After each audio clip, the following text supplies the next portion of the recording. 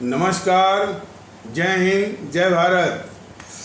भारतीय अवाम ताकत दल अपने भारतीय भाई बहनों अर्थात अपने देश भारत की जनता अर्थात अपनी भारतीय अवाम से भारतीयता आधारित आपसी श्रद्धा, भारतीयता आधारित आपसी स्नेह, भारतीयता आधारित आपसी प्रेम, भारतीयता आधारित आपसी अखलाक मोहब्बत, भारतीयता आधारित आपसी सहयोग, भारतीयता आधारित आपसी सम्मान, भारतीयता आधारित आपसी एकता, भारतीयता आधारित आपसी भाईचारा तथा भारतीयता आधारित आपसी सद्भाव को समझने व उसे आत्मसात करके वैसा ही और उसी अनुसार आचरण एवं व्यवहार करने हेतु और इसके समस्त भारत में प्रचार प्रसार करने हेतु और इसकी अहमियत और महत्व को प्रत्येक देशवासी को समझाकर उसे अपनाते हुए वैसा ही और उसी अनुसार आचरण एवं व्यवहार करने हेतु और प्रत्येक देशवासी को अपना ही भारतीय भाई बहन मानकर, समझकर, अपनाकर उनके साथ वैसा ही और उसी अनुसार आचरण एवं व्यवहार करने हेतु सतत, सदैव और हमेशा अदब के साथ, आदर के साथ अर्ज करता है, विनती करता है। अब ये हर्ष का विषय है कि भारतीय एकता के महत्व को समझने की हमारे भारतीय भाई बहनों की तादाद बढ़ रही है। ये बहुत ही हर्ष और स्वागत योग्य विषय है। कहीं कहीं से ऐसी घटनाएं सुनने को मिल रही हैं कि जो इस तरह की जो यानी समाज में विघटन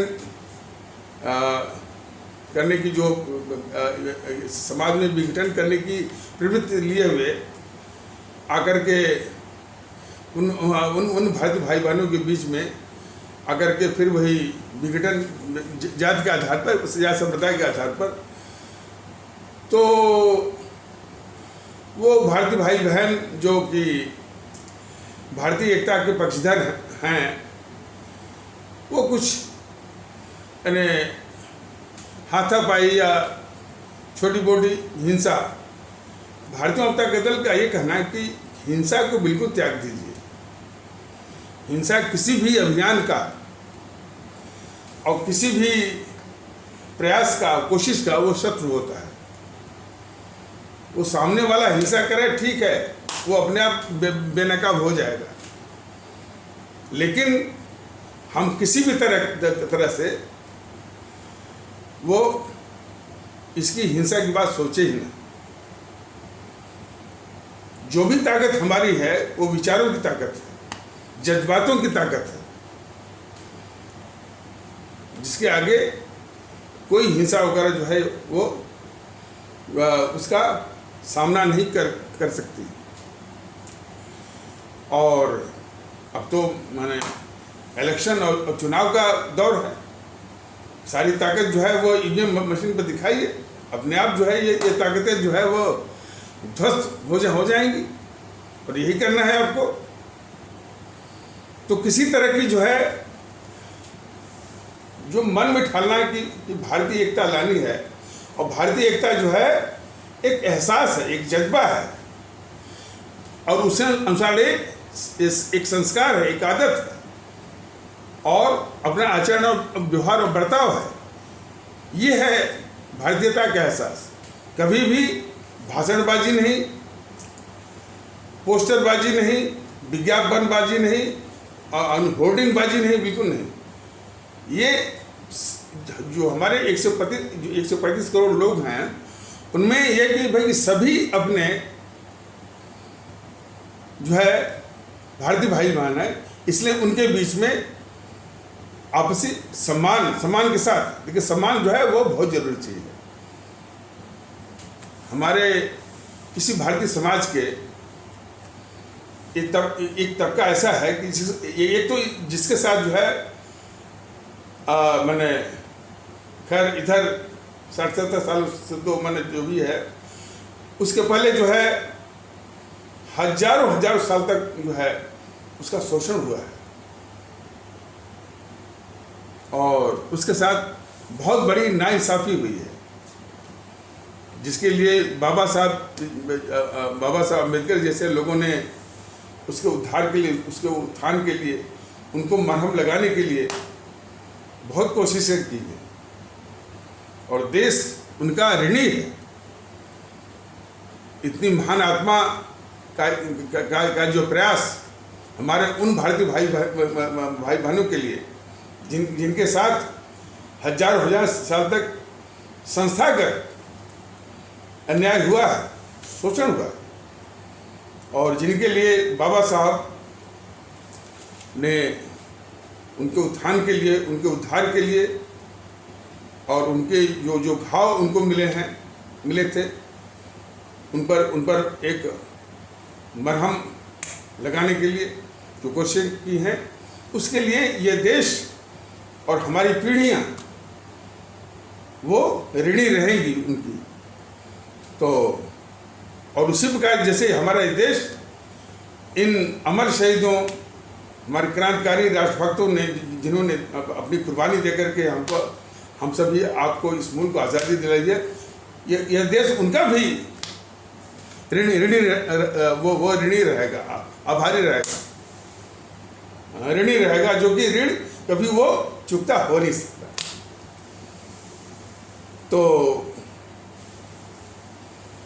तो आज भी इतने प्रयास के बाद भी हमारे कुछ ऐसे भक्त भाई बहन हैं जो कि अलग थलग, यानी उनको अलग थलग उनको महसूस करवाया जाता है, और वहाँ जिस बात की, जहाँ तक भारतीय जनता पार्टी दल को इस बात का आभास है, उनको सम्मान की सबसे माने जो प्राथमिक आवश्यकता है, उनको सम्मान की है।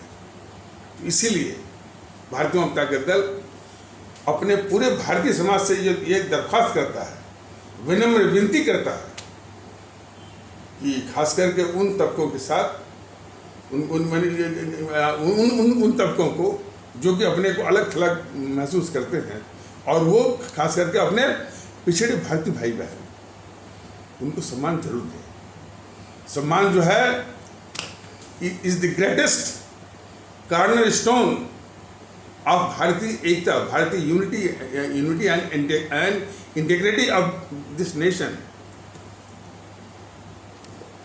तो बताया जा रहा था कि जैसे हमारे भारतीय भाई बहनों में, अपनी भारतीय आवाम में भारतीय एकता की ज़रूरत, उसका एहसास करने वालों की तादाद बढ़ रही है, तो जो विखंडनकारी ताकतें हैं उनकी बेचैनी भी बढ़ रही है उसी अनुपात में, और आकर के कभी धमकी, कभी प्रलोभन, यही उनका हुआ है। उनको अपनी करतूत पर शर्म नहीं आ रही कि भाई हम एक बहुत बड़ा सामाजिक अपराध कर रहे हैं। समाज को तोड़ना यह जो है एक बहुत बड़ा राष्ट्रद्रोह है, वो भी सत्ता और वोट के लिए। ये जो माने राजनीतिक दल हैं, हालांकि पता नहीं कैसे वो चुनाव आयोग इनको मान्यता दिया हुआ है, ये वोट सत्ता की खुलेआम इस तरह से तांडव करते हैं और वोट हथियाते हैं, सत्ता हथियाते हैं, शासन पर काबिज होते हैं। ये पूरा तमाशा जो है चुनाव आयोग और माननीय जो सर्वोच्च न्यायालय और उच्च न्यायालय गण अपनी आंखों से देखते हैं, और बिल्कुल मुख दर्शक की तरह से। लेकिन ये किन घिनौने तरीके से जातिवाद, संप्रदायवाद, मैंने अपने भारतीय भाई बहनों को, अपने भारतीय आवाम को उस जातिवाद के हथकंडे से, संप्रदायवाद के हथकंडे से उनको फंसा करके, उलझा करके और लुभा करके अपना यानी वोट सत्ता हथियाने की साजिश करते हैं। ये जो हमारी संस्थाएं हैं, न्यायपालिका या उच्च न्यायपालिका, माननीय सर्वोच्च न्यायालय, माननीय उच्च न्यायालयगण और ये जो चुनाव आयोग है, इसकी देख रहे मैंने इनकी आंखों के सामने है।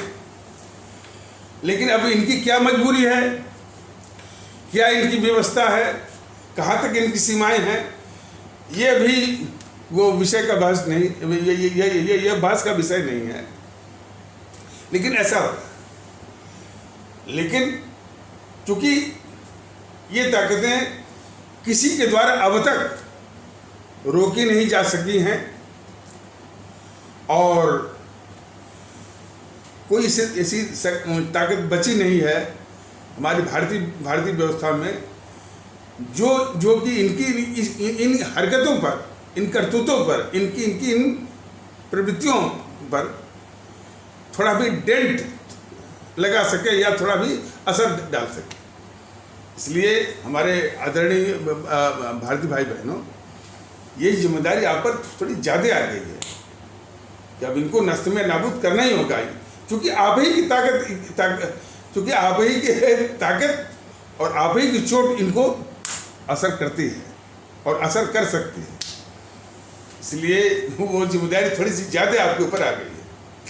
तो इसके प्रयास में कभी भी उत्तेजित नहीं होना है और कभी और किसी भी हालत में कितना भी प्रोवोकेशन हो जाए एंड कोई भी आपको भड़काए, उकसाए, आपको न न न न न न उस उकसावे में आना है, न उस भड़कावे में आना है। ये मन की ताकत है कि इनको नष्ट में नाबूद करना है और वो यदि हो सके तो वो प्रदर्शित भी न हो।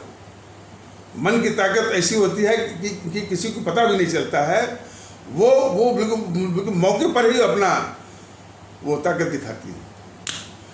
तो इस एकता के और क्या है कि इसकी चर्चा बढ़ाइए, सोशल मीडिया का उपयोग करिए और जितने भी वीडियो हैं ये भारतीय जनता दल के बिल्कुल पूरी ताकत लगा करके इसको बढ़ाइए, लोग इसको देखें, लोग इसमें शामिल हों। जितना ही लोग शामिल होंगे इसके एहसास में आएंगे, उतना ही जो है इस भारतीय समाज का भला होगा, इस देश का भला होगा। और जो विखंडनकारी ताकतें जो राजनीतिक दलों के भेष में है, जो कि समाज को विखंडित करके ही जो है वोट सत्ता हाथी आती हैं, वो हतोत्साहित होंगी।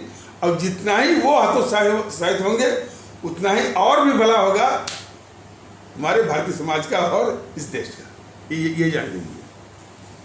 तो ये जो विखंडनकारी ताकतें जब इनकी जो बेचैनी बढ़ रही है, तो जो समाचार मिल रहे हैं तो कह रहे हैं कि अब हम खास करके किसकी ओर से, भारतीय जनता पार्टी। कौन भारतीय जनता पार्टी? जो राष्ट्रवाद का दम भरती है, देशभक्ति का दम भरती है, जो मुखौटा लगाए हुए, और उसी के सारे यानी हमारे भारतीय भाई बहन और कई मैंने भारतीय भाई बहनों का एक बहुत बड़ा तबका जो है देश के प्रति समर्पित है, उनकी इन्हीं भावनाओं का शोषण करते हुए ये नकली राष्ट्रवादी बीजेपी वाले जो है वो शोषण करते हैं कि हम राष्ट्रवादी हैं और उसी राष्ट्रवाद के नाम पर ये वोट भी उनसे बटोरते हैं और सत्ता चाहते हैं और सत्ता का भोग कर रहे हैं। तो ये लेकिन अब धीरे धीरे पता चला है कि इनका राष्ट्रवाद बिल्कुल झूठा है और विश्वासघाती है और धोखेबाज है इनका। तो और इनकी देशभक्ति भी जो है, इसलिए कि अब तो ये कह रहे हैं कि हम यानी जो समाचार आ रहे हैं कि हम इतना जातिवाद का जहर भर देंगे कि यूट्यूब वाले सर का पूरा प्रयास जो है वो विफल हो जाएगा।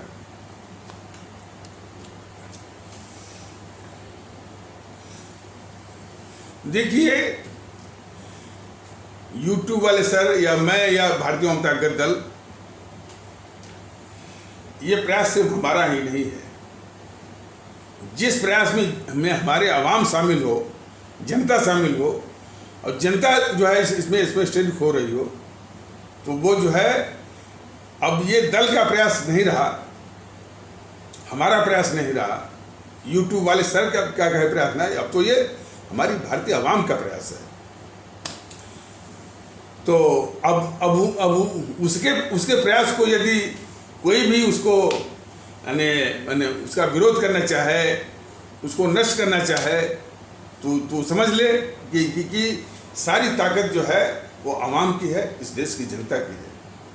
और उसकी ताकत के आगे न कोई भारतीय जनता पार्टी की औकात है, न किसी समाजवादी पार्टी की औकात है, न किसी जो है गांधी नेहरू परिवार चांदा चौकड़ी काकस या कांग्रेस की औकात है, न वामदल की औकात है। असली जो ताकत की अहमियत है भारतीय आवाम की, और वो भी एकता के साथ, भारतीयता आधारित एकता के साथ। यही चीज हमारे आदरणीय भारतीय भाई बहन अब समझ रहे हैं। जैसे जैसे समझ रहे हैं तो ये विखंडनकारी वाली ताकतें की बेचैनी बढ़ रही है। तो कह रहे हैं कि हम ऐसा इस तरह से साजिश करेंगे, जातियों में बांट देंगे। हाँ, जातियों में बांटने का तो षड्यंत्र जो है आपका चल ही रहा है। जातियों में के आधार पर बांटने के लिए ही जो है इस जेएनपीसी ने जातिगत आरक्षण लाई, जो अनुसूचित जात और अनुसूचित जात का नाम दे करके और उसके आधार पर जो आरक्षण लाई।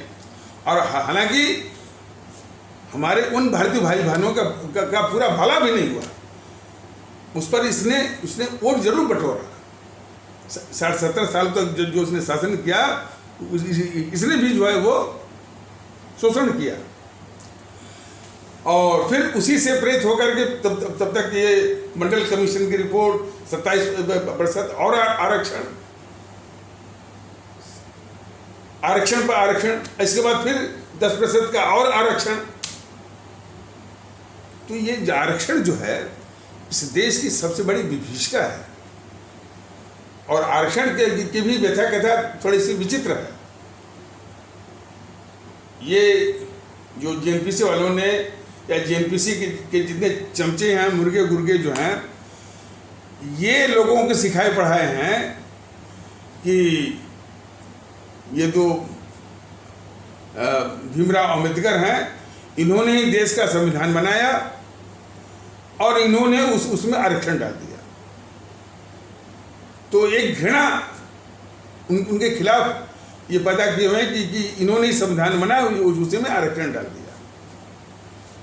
भारतीय जनता दल बिल्कुल अस्पष्टता से अपने सभी आदरणीय भारतीय भाई बहनों को, सभी को और उनको भी बताना चाहता है कि संविधान बनाने में बाबा साहब का योगदान है, बहुत बड़ा योगदान है, इसमें कोई संदेह नहीं। लेकिन संविधान सिर्फ उन्होंने ही बनाया है, ये उतना ही गलत भी है। ये दोनों सच्चाइयों को समझने की आवश्यकता है कि बाबा साहब का संविधान बनाने में बहुत बड़ा योगदान। वो यूं है कि संविधान बनाने के लिए एक संविधान सभा बनी थी और उस संविधान सभा में लगभग 299 सदस्य थे। मुस्लिम लीग के अलग हो जाने से उसमें शायद 289 सदस्य थे उसमें। और इस संविधान सभा ने 2 वर्ष 11 महीने 18 दिन काम किया था। इतने दिन का वो परिश्रम है। और इस संविधान सभा के सिर्फ एक दिन जिस दिन वो संविधान सभा की पहली बैठक हुई, पहली बैठक मतलब कि 9 दिसंबर 1946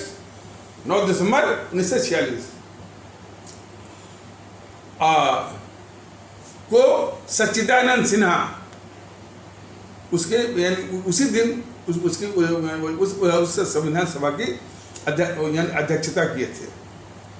इसके बाद परमानेंट अध्यक्ष थे हमारे डॉक्टर राजेंद्र प्रसाद। डॉक्टर राजेंद्र प्रसाद बहुत बड़े राष्ट्रवादी, राष्ट्रभक्त और बहुत बड़े विद्वान और इस देश का बहुत बड़े रत्न और बहुत बड़े हीरा थे। तो और बहुत सौभाग्य की बात है कि संविधान सभा के वो अध्यक्ष थे और संविधान सभा की अध्यक्षता के रूप में उन्होंने भारत के संविधान के निर्माण में उन्होंने योगदान किया होता। तो संविधान सभा के अधीन जो है कार्यों के हिसाब से एज पर फंक्शनल रिक्वायरमेंट्स, कार्यों के हिसाब से कुछ 7-8 समितियां बनी हुई थी। कुछ समिति के अध्यक्ष जो है वो मौलाना अबुल कलाम आज़ाद थे। कुछ समिति के अध्यक्ष जो है वो सरदार वल्लभ भाई पटेल थे। कुछ के अध्यक्ष जो है ये जवाहरलाल नेहरू था। डॉक्टर राजेंद्र प्रसाद एक बहुत बड़े विद्वान थे और राष्ट्रभक्त थे। तो डॉक्टर राजेंद्र प्रसाद हमारे बाबा साहब अम्बेडकर, जो कि खुद बहुत बड़े राष्ट्रवादी, देशभक्त और बहुत बड़े विद्वान भी थे, तो डॉक्टर राजेंद्र प्रसाद बाबा साहब भीमराव अम्बेडकर की विद्वत्ता का सम्मान करते हुए उन समितियों में जो 7-8 जो समितियां थीं, जो सबसे महत्वपूर्ण समिति थी उसका नाम था मसौदा या प्रारूप समिति या ड्राफ्टिंग कमेटी के चेयरमैन जो है उन्होंने डॉक्टर राजेंद्र प्रसाद ने बनाया। क्योंकि डॉक्टर राजेंद्र प्रसाद भी बहुत बड़े विद्वान थे, हमारे बाबा साहब भी जो है बहुत बड़े विद्वान थे। तो राजेंद्र प्रसाद जी ने बाबा साहब की विद्वत्ता का सम्मान करते हुए उनको सबसे जो महत्वपूर्ण समिति थी ड्राफ्टिंग कमेटी या प्रारूप समिति या मसौदा समिति का अध्यक्ष बनाया। तो ड्राफ्टिंग मतलब होता है कि किन माने उसकी भाषा क्या होगी, यानी उसके शब्द क्या होंगे, उसके अल्फाज क्या होंगे, क्या, और यानी किन अल्फाजों में, किन वाक्यों में, आप देखते भाई कि ये मसौदा है, ये मैटर है, इस पर एक ड्राफ्ट लेटर बनाइए। तो वही चीज़ होती है कि उसका तथ्य कुछ और, उस तथ्य के आधार पर फिर उसको शब्दों में, वाक्यों में उसको ढालना, उसको बोलते हैं ड्राफ्टिंग। तो संविधान के, भारत के संविधान के प्रावधानों को उनको मैंने अच्छे शब्दों और वाक्यों में ढालने के लिए जो समिति बनी थी हमारी, वही ड्राफ्टिंग कमेटी। और ये सबसे महत्वपूर्ण, सबसे माने बहुत ही क्रूशल और बहुत ही वाइटल एक कमेटी थी और उनका योगदान हुआ। तो इस प्रकार जो है संविधान में, मैंने ये बहुत सहज अनुमान लगाया जा सकता है कि संविधान बनाने में यदि सबसे अधिक किसी का योगदान है तो हमारे डॉक्टर राजेंद्र प्रसाद का योगदान है और हमारे बाबा साहब का भी बहुत बड़ा योगदान है, इस प्रकार और लोगों का। तो इस तरह तो यही तथ्य जो है सबको समझने की आवश्यकता है। सस्ती लोकप्रियता के पीछे दौड़ने की जरा भी आवश्यकता नहीं है। और संविधान खान के, अब संविधान की बात आ रही है तो 2 मिनट और भी। संविधान बन के तैयार हुआ हमारा 26 नवंबर 1949 को और लागू कब हुआ था? 26 जनवरी 1950 को। ये 2 तिथि भी आप लोग जाना करिए। तो जिस दिन संविधान बन के तैयार हुआ तो उस दिन जिन लोगों ने योगदान किया था, मुख्य प्रमुख लोग, डॉक्टर राजेंद्र प्रसाद, हमारे बाबा साहब अम्बेडकर और लोगों ने अपने अपने विचार व्यक्त किए। बाबा साहब का ये कहना था कि इसमें जो संविधान में जो प्रावधान दिया गया है, धारा 32 आर्टिकल 32, जिसका नाम है जुडिशियल रिव्यू यानी संवैधानिक समीक्षा, और कभी कोई उसको बोलते हैं कॉन्स्टिट्यूशनल रेमेडी यानी संवैधानिक उपचार। जुडिशियल रिव्यू में होता है, अब वो न्यायिक समीक्षा, सॉरी, हाँ, उसके 2 नाम है, धारा 32 के 2 नाम है, जुडिशियल रिव्यू या कॉन्स्टिट्यूशनल रेमेडी। ये हिंदी में कहा जाएगा कि न्यायिक समीक्षा और या संवैधानिक उपचार। तो यह हमारे सुप्रीम कोर्ट के हाथ में एक बहुत बड़ा अमोघ अस्त्र है, बहुत बड़ा अमोघ अस्त्र है। इसीलिए तो संविधान के ज्ञाता कहते हैं भाई सुप्रीमेसी किसकी है? जुडिशियरी की है, न्यायपालिका की है। सुप्रीमेसी जो है पार्लियामेंट की नहीं है, सुप्रीमेसी किसकी है? जुडिशियरी की। और किसके आधार पर? धारा 32 के कारण। और धारा 32 क्या है? न्यायिक समीक्षा या संवैधानिक उपचार।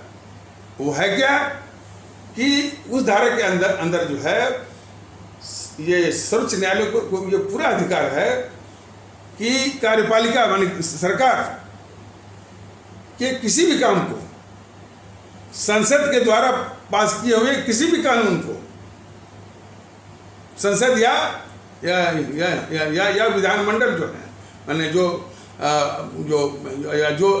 मतलब कि जो विधानसभाएं हैं, विधानमंडल राज्यों के, उसके द्वारा पारित किसी भी कानून को और अपने किसी भी फैसले को उसको समीक्षा करने का अधिकार जो है वो सर्वोच्च न्यायालय की है। इसी धारा 32 के अधीन। तो बाबा साहब ने इसी धारा पर कहा था कि ये जो धारा 32 का 32 आर्टिकल 32 है, इसके आधार पर मैं कह सकता हूं कि हम लोगों ने विश्व के श्रेष्ठतम संविधानों में से एक संविधान बनाया है। बात सही भी है, बात सही है। लेकिन हमारे डॉक्टर राजेंद्र प्रसाद तो उन्होंने कुछ और आगे कह दिया। महान आत्माओं का विचार बिल्कुल वो सुनना चाहिए। हमारा आपका दुर्भाग्य है कि इन महान आत्माओं के विचारों के मर्म को हम लोग जो है वो तरजीह नहीं देते हैं, तवज्जो नहीं देते हैं। ये दुख का विषय है। तो सुनिए, तो डॉक्टर राजेंद्र प्रसाद ने कहा था कि मुद्दा ये नहीं है कि हमने विश्व का सबसे बढ़िया संविधान बनाया या कम बढ़िया संविधान बनाया। मुद्दा असल ये है कि ये संविधान किन हाथों में पड़ने वाला है। देखिए, उन्होंने कहा कि मुद्दा ये नहीं कि हमने बहुत बढ़िया संविधान बनाया या कम बढ़िया संविधान बनाया, बल्कि मुद्दा असल यह है कि ये संविधान किन हाथों में पड़ने वाला है। तो आगे उन्होंने उसको और स्पष्ट किया कि मान लीजिए हमने कम ही बढ़िया संविधान बनाया हो और योग्य और अच्छे हाथों में पड़ा, तो वो इस देश को, संविधान को बहुत अच्छे तरीके से ले जाएंगे। इंग्लैंड का तो संविधान लिखा हुआ भी नहीं है, वो कन्वेंशन पर चलता है, लेकिन लोग बिल्कुल प्रतिबद्ध हैं। तो यही बात उन्होंने कहा कि हमने यदि मान लीजिए कि कभी अच्छा या कभी बढ़िया संविधान बनाया हो और अच्छे हाथों में पड़ा, तो उस संविधान को भी और देश को बहुत अच्छे तरीके से ले जाएंगे। तो वो उन हाथों पर, वो उन लोगों पर वो निर्भर करता है। और हमने कितना भी अच्छा संविधान बनाया हो और गलत हाथों में पड़ा तो वो किसी मतलब का नहीं होगा। उनकी यही चेतावनी बिल्कुल साबित हुई है इन 60-70 सालों में। इस दुष्ट जीएनपीसी ने, गांधी नेहरू परिवार चंदा चौकड़ी ने इस संविधान का हर वक्त जो है इसने अपमान किया है। संविधान के जानने वाले और कॉन्स्टिट्यूशनल एक्सपर्ट से जरा पूछिए, 42वां संशोधन 42nd अमेंडमेंट जो कि स्वर्ण सिंह कमेटी को बिठा करके इसी गद्दार इंदिरा ने करवाया था, और उस 42वां संविधान के 42वां संशोधन को संविधान के जानकार या कॉन्स्टिट्यूशनल एक्सपर्ट्स कहते हैं कि जैसे घर में छोटा मोटा तोड़फोड़ हो, mini recast of the constitution के बराबर है। वो इतना बड़ा जो है ये तोड़फोड़ किया था इसने, ये गद्दार इंदिरा गांधी ने। फिर तो उसने जो है आपने देखा होगा कि वो 1969 में लोकसभा से जो है प्रिविपर्स के समाप्ति का बिल पास करा करके वहाँ से तो पारित हो गया, और राज्यसभा से एक मत से गिर गया था। फिर भी जो है वो अंतरात्मा की आवाज़ से जिसको मैंने राष्ट्रपति बनवाया था बीबी गिरी से उसे वो दस्तखत भी करवा लिया, और वही बिल जो है इसमें सर्वोच्च न्यायालय में वो उसी के खिलाफ चैलेंज हो गया, चुनौती हो गई उसके विरुद्ध में। और उसमें मैंने सौभाग्य से हमारे भारत के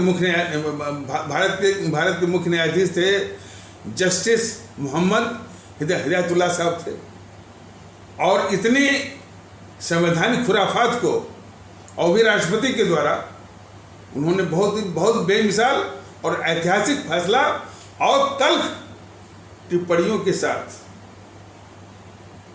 जब मैंने राष्ट्रपति होकर के इतना भी नहीं देखा कि जो बिल जो है एक मत से राज्यसभा में गिर गया, उस पर भी वो राष्ट्रपति दस्तखत कर रहा है। इसी पर जो है वो जस्टिस मोहम्मद हिदायतुल्लाह साहब की तल्ख टिप्पणी थी राष्ट्रपति के ऊपर। आज तक न्यायपालिका माने या सर्वोच्च न्यायालय ने कभी भी टिप्पणी नहीं की है, और न किसी जस्टिस की पड़ी है हिम्मत। लेकिन इतने बड़े संवैधानिक मैंने अपराध करने के बाद, और हमारे भारत के मुख्य न्यायाधीश न्यायमूर्ति मोहम्मद हिदायतुल्लाह साहब को ये कहना पड़ा अपने फैसले में कि भारत का राष्ट्रपति कोई मुगलिया बादशाह नहीं है। भारत का राष्ट्रपति कोई मुगलिया बादशाह नहीं है जिसको चाहे वो नवाब बना दे। भारत का राष्ट्रपति भारत के संविधान से, भारत के संविधान के प्रावधानों से बंधा हुआ है। पूरा तमाचा मारा है जो है वो राष्ट्रपति के ऊपर भी, और उस गद्दार इंदिरा के भी मुंह पर भी।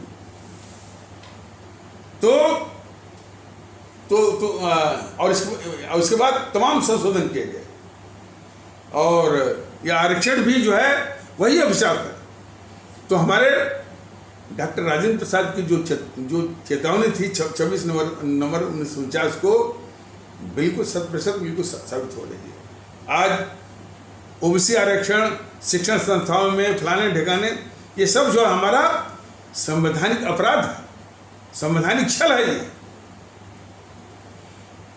आरक्षण जो है वो सबसे बड़ी विभीषिका है। बीजेपी वाले कहते हैं ना कि देश के विभाजन की विभीषिका, उससे कम विभीषिका नहीं है ये आरक्षण। आरक्षण को समाप्त करके हमारे जो भारतीय भाई बहन हैं, जिनको संसाधन की ज़रूरत है और जिनको संसाधन मुहैया कराना राज्य का कर्तव्य है, देश का कर्तव्य है। इस कर्तव्य को न निभा करके आरक्षण जो कि वो भी जातिगत जो है बहुत ही मतलब कि भारतीय समाज विरोधी और बहुत बड़ी विभीषिका है। और देश हित में जितना जल्दी हो सके इस आरक्षण विभीषिका को किसी भी रूप में हो उसको समूल समाप्त करके ऐसी व्यवस्था लाई जाए कि जो हमारे जरूरतमंद भारतीय भाई बहन हैं, जिनके पास माने आर्थिक संसाधन नहीं है, साधन नहीं है, उनको ये सरकार जो है पूरी आर्थिक मदद दे। और ये भारतीय जनता दल को जब भी अवसर आएगा, अपनी भारतीय आवाम जब भी अपने आशीर्वाद से भारतीय जनता दल को सत्ता का उपकरण देकर के उसको अधिकृत करेगी, तो यह बगैर कोई वो समय गंवाए संसद में जो है वो विधिवत जो है वो कानून ला करके इस आरक्षण की विभीषिका को समूल समाप्त करेगी। उसी तरह से जिस तरह से हमारे परम माने देशभक्त, राष्ट्रभक्त और दार्शनिक विद्वान चाणक्य जी ने कुश को जड़ से समाप्त किया था, उसके जड़ में मठा डालकर, तो वैसे ही समाप्त करेगा और वैसे ही समाप्त करने की आवश्यकता भी है। और करके जो भी वो जरूरतमंद हैं उनको भरपूर आर्थिक मदद। अब जो जरूरतमंद हैं वो कहीं भी हो सकते हैं, हमारे भारतीय समाज में कहीं भी हो सकते हैं। जाति मत देखिए, संप्रदाय मत देखिए, भाषा प्रांत मत देखिए, जो भी आर्थिक रूप से साधन विहीन है उसको ये पूरी मदद, और फिर सीखने की, ट्रेनिंग की, उसका भी उचित व्यवस्था और उचित माहौल के साथ ट्रेनिंग की और प्रूनिंग और ग्रूमिंग की उचित व्यवस्था। तब हमारे उन जो साधन विहीन भारतीय भाई बहनों के जो बच्चे हैं, जो कि साधन के अभाव में जिनकी प्रतिभाओं का विकास वो अवरुद्ध है, हो नहीं पा रहा है, और प्रतिभा उनमें है, ये कई बार साबित हो चुका है, ये इसको कहने की आवश्यकता नहीं है, बल्कि सामान्य प्रतिभा से कभी कभी ज़्यादा भी है। तो वो प्रतिभा का निखार होगा, परिश्रम करेंगे, योग्य बनेंगे, काबिल बनेंगे, और हमारे देश में आरक्षण का जो ये प्रदूषण पूरा फैला हुआ है, उसकी जो होड़ लगी हुई है, उसके स्थान पर काबिल बनने की होड़ का या काबिल बनने की प्रतिस्पर्धा का वातावरण होगा, और वही इस देश को जरूरत है। यह देश कभी भी आरक्षण की बैसाखी पर सस्टेन नहीं कर सकता। जरूरत इस बात की है कि इस देश में काबिल बनने की, योग्य बनने की, प्रतिभाशाली बनने की होड़ का वातावरण हो, माहौल हो, तब जाकर के ये देश हमारा जो है टिका रह सकता है, सस्टेन कर सकता है, और इटर्निटी और परपेचुटी को प्राप्त कर सकता है। तो ये चेतावनी थी हमारे डॉक्टर राजेंद्र प्रसाद जी की। लोग जानते होंगे कि ये जो गद्दार नेहरू था, हमारे सभी जो देश के विभूतियाँ थी, सबको इस गद्दार नेहरू ने, माने देश के साथ गद्दारी किया ही। हमारे परमादरणीय राष्ट्रभक्त शिरोमणि नेताजी सुभाष चंद्र बोस के साथ उनको मरवाने के बाद उनके परिवार पर जासूसी, और फिर वो माउंटबेटन जो वायसराय था उससे मिलकर के इनको अंतर्राष्ट्रीय आपराधिक घोषित करने वाला वो दस्तावेज इत्यादि तो करवाए ही। व्यक्तिगत रूप से हमारे डॉक्टर राजेंद्र प्रसाद और हमारे बाबा साहब भीमराव अम्बेडकर को भी इस गद्दार नेहरू ने अपमानित करने की कोई कसर नहीं छोड़ी है। ये अभी उस विषय को लेकर हम इसमें वर्णन नहीं करेंगे, लेकिन आप सभी लोग पता कर लीजिएगा कि डॉक्टर राजेंद्र प्रसाद जब वो उनकी तबीयत खराब हो गई थी और पटना में मैंने वो भर्ती थे, उनको साधारण चिकित्सा सुविधा न मिलने पाए, इसकी भी विसाजिश इसने किया था गद्दार जवाहरलाल नेहरू। और बाबा साहब भीमराव अम्बेडकर को चुनाव में हराने के लिए व्यक्तिगत रूप से आया था। ये तो बहुत ही देशद्रोही तो था ही, देश का दुश्मन तो था ही, देश का सबसे बड़ा गद्दार तो था ही। उसकी ये घिनौनी भी ये सोच थी हमारे देश के इतनी ऊंची विभूतियों के खिलाफ। तो ये बहुत बड़ा अभिशाप था गद्दार जवाहरलाल नेहरू। तो यही थी चेतावनी हमारे डॉक्टर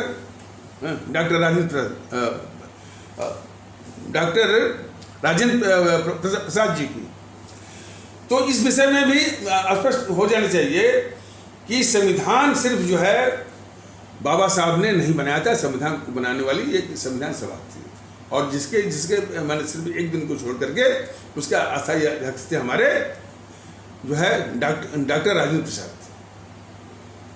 वैसे बाबा साहब का बहुत बड़ा योगदान तो है ही वो संविधान बनाने में। तो बाबा साहब ने ही संविधान बनाया है, ये बिल्कुल गलत है। और फिर आइए आरक्षण भी बाबा साहब ने जो है वो नहीं डाला है। बाबा साहब का भारतीय समाज के प्रति यानी यही उपदेश था, यही चेतावनी थी कि भाई भारतीय समाज के एक तबके के साथ हजारों साल तक जो एक अन्याय हुआ है, शोषण हुआ है, तो भारतीय समाज का ये फर्ज बनता है, उसका कर्तव्य बनता है कि उस समाज के प्रति जो है एक मरहम लगाए ताकि वो उसका घाव भरे। अब वो मरहम क्या हो सकता है, उसको भी बाबा साहब ने भारतीय समाज पर ही छोड़ दिया। इसलिए बाबा साहब ने कभी भी आरक्षण की बात नहीं की थी।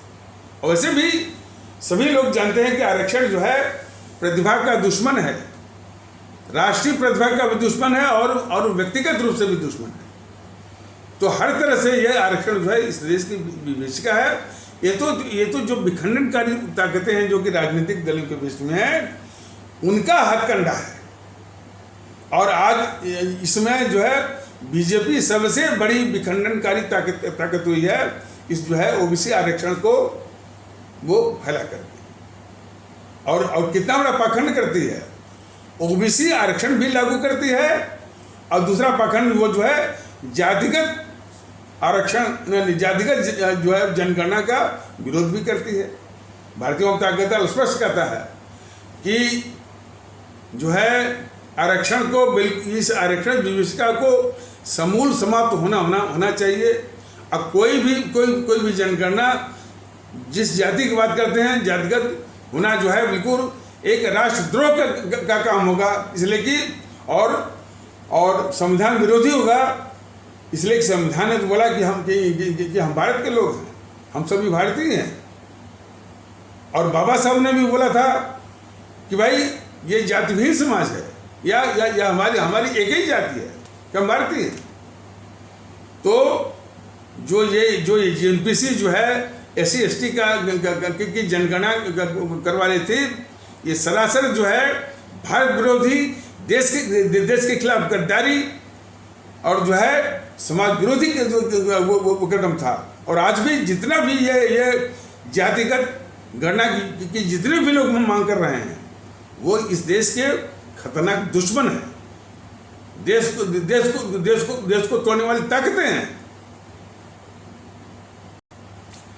इसलिए जातिगत आरक्षण, जातिगत वो जनगणना, ये सरासर जो है भारत विरोधी, देश विरोधी और भारतीय समाज विरोधी और भारतीय संविधान विरोधी ये जो है हरकत है, इनका अपराध है। और जो जितने भी जितने भी वो राजनीतिक दल इसकी वकालत कर रहे हैं, वो इस देश के शत्रु हैं, इस भारत के दुश्मन हैं, भारत को बांटने वाली ताकतें हैं। इसलिए हर किसी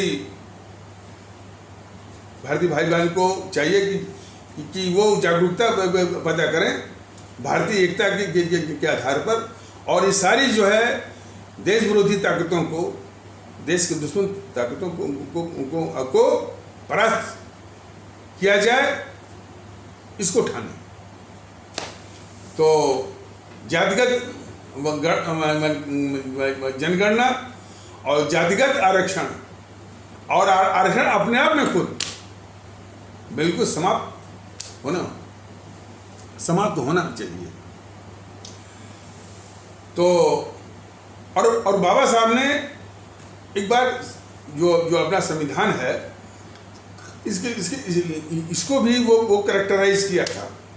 इसकी भी मैंने विशेषता वो बताया था। एक बार किसी ने पूछा था कि भाई पूछा था कि हाँ आरक्षण, बात इसकी चल रही थी आरक्षण की। देश को जानना चाहिए और खास करके इन जो दुष्ट राजनीतिक पार्टियां हैं उनको भी जानना चाहिए कि देश का इतना बड़ा हीरा और देश का इतना बड़ा रत्न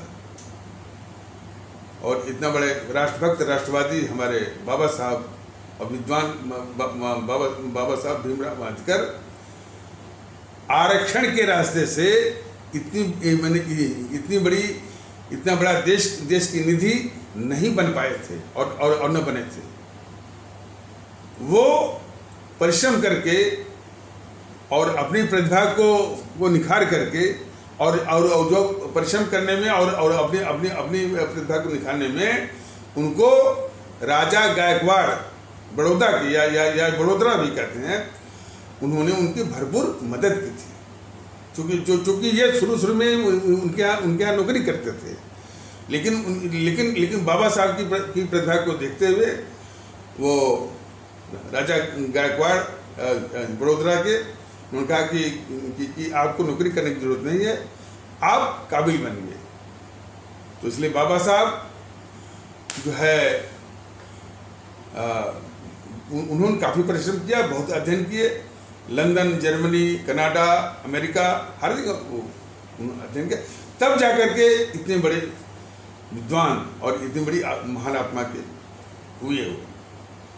और इसी प्रकार हमारे देश में यदि आरक्षण को हटा करके हमारे भारतीय भाई बहनों को भरपूर आर्थिक मदद दी जाए, यानी उन साधन विहीनों को, और जब साधन विहीन आप कहते हैं तो फिर अब किसी भी रूप में जाति आपको नहीं देखना है, संप्रदाय भी नहीं देखना है, जो भी साधन विहीन है तो उनको साधन दे करके और फिर एक साइकोलॉजिकल अंडरपिनिंग, माने एक मनोवैज्ञानिक प्रेरणा भी देनी होगी।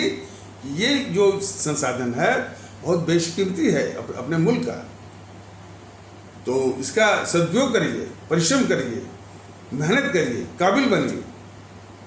अब काबिल बन करके वो सरकार की कोई हैसियत हो, कोई पोजीशन हो, उसको अख्तियार करिए। और समाज में भी जो कोई पोजीशन है जो कि प्रतिभा के आधार पर, काबिलियत के आधार पर, और धीरे धीरे करके जो राष्ट्र की जो मुख्य धारा है उसमें आइए। इसकी जरूरत है इस देश को। आरक्षण जो विभीषिका है उसको तो समाप्त करने की आवश्यकता है, और जो विभीषिका है उसी को सब माने उसी के सारे जो है ये भारतीय समाज को तोड़ने की साजिश कर रहे हैं। और उस साजिश में इसमें सबसे आगे कौन है? ये बीजेपी, जो कि अपने को राष्ट्रवादी कहती है। तो आरक्षण विभीषिका को समाप्त करने के बजाय अब ये उसी का इस्तेमाल कर रही है।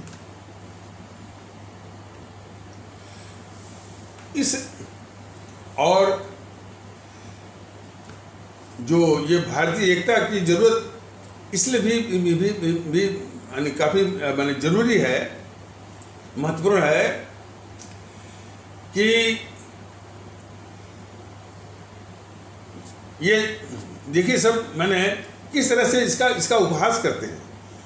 कहते हैं कि जब हम देश के बाहर जाते हैं तब जाकर बोलते हैं कि हम इंडियन हैं, और जहाँ देश में घुसते हैं तो बोलते हैं कि भाई हम तो बंगाली हैं, हम तो तमिलियन हैं, हम तो बिहारी हैं, हम तो बंगाली, हम तो जो है वो पंजाबी हैं।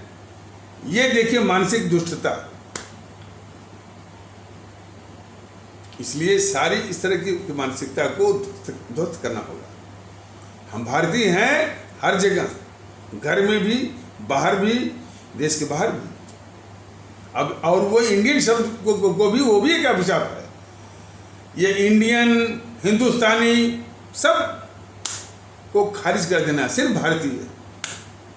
इसलिए व्यापकता और श्रेष्ठता वो भारतीयता में है, हिंदुस्तानी में नहीं है, इंडियन में नहीं। इंडियन शब्द तो एक आयातित इम्पोर्टेड शब्द है, उसको सिरे से खारिज करने की आवश्यकता है। तो भारतीय एकता की सख्त आवश्यकता है इस मुल्क को, और उस आवश्यकता को अब सने सने धीरे धीरे हमारे भारतीय भाई बहन उसको महसूस करना शुरू किए हैं। लेकिन भारतीय जनता दल का ये दरख्वास्त है कि अब धीरे धीरे मत करिए, अब उसकी बाढ़ आनी चाहिए। जंगल की आग की तरह जो है वो फैलना चाहिए भारतीय एकता का एहसास। और उस भारतीय एकता के आधार पर इस देश के दुश्मन जो ताकतें हैं, काले अंग्रेज, जिसकी पहचान हमारे शहीद आजम भगत सिंह ने की हुई है कि जो संप्रदाय के आधार पर, जाति के आधार पर, भाषा के आधार पर और भाषागत जो प्रांत बनवाया था इसने गद्दार नेहरू ने, तो वो जो है प्रांतिक कट्टरता जो है वो उसने रूप ले लिया। मैंने बताया ना कि जब मैं केरल में सेवारत था तो बगल में ही वो तमिलनाडु, बगल में ही जो है वो कर्नाटक कावेरी जल विवाद का क्या तांडव था। तमिलनाडु और कर्नाटक के बीच में इतनी बड़ी शत्रुता और उनके शहरों में भी देखने को मिलती थी।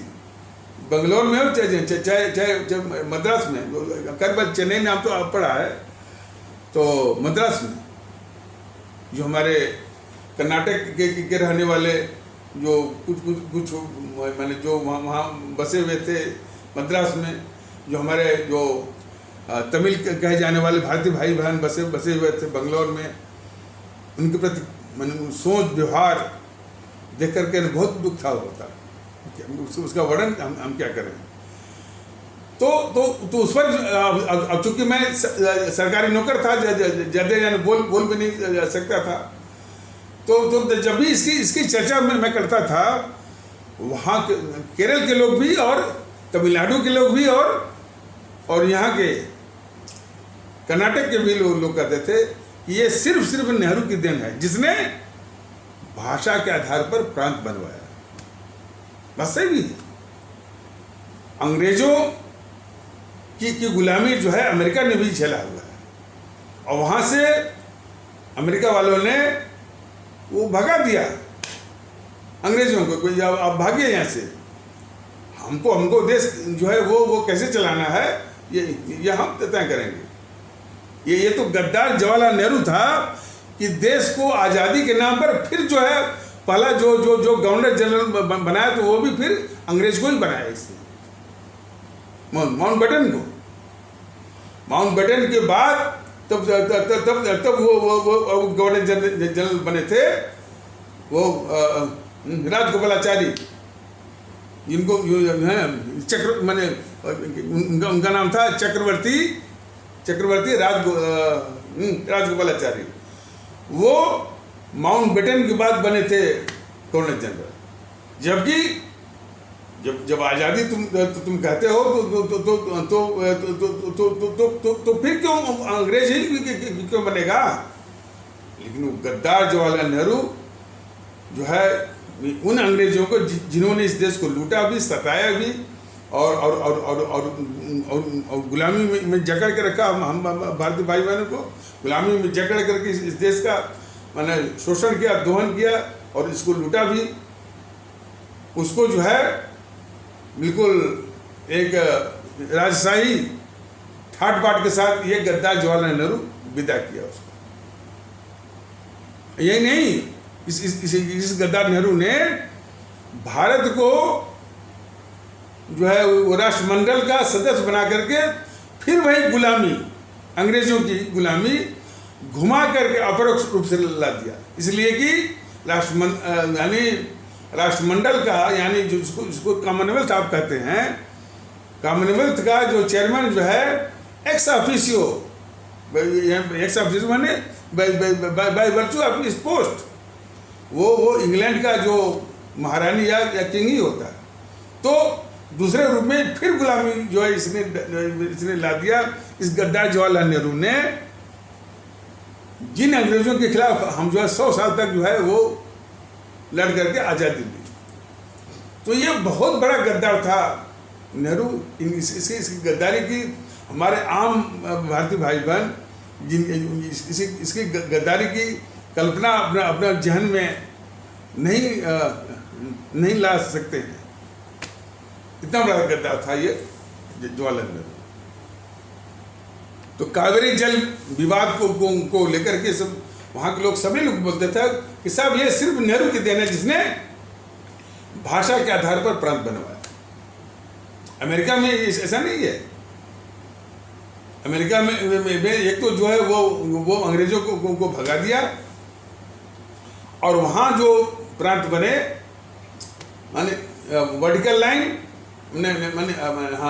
नहीं वो हॉरिजॉन्टल लाइन या जो है क्षैतिज रेखाएं या पट रेखाएं और फिर वर्टिकल लाइंस ऊर्ध्वाधर या खड़ी रेखाएं। तो पट रेखाएं और खड़ी रेखाएं या अंग्रेजी में कहेंगे मैंने कि वो हॉरिजॉन्टल लाइंस और वर्टिकल लाइंस खींच दिया, वो 50 या 51 वो प्रांत बन गए। यही यहाँ भी करने की जरूरत थी। लेकिन भाषा के आधार पर जो इसने प्रांत बनवा दिया गद्दार नेहरू ने, ये अब इस समय हमारी जो प्रांतिक भाषा आधारित जो प्रांतिक कट्टरता है वह भारतीय एकता की उसकी बहुत बड़ी दुश्मन जो है बन करके खड़ी है।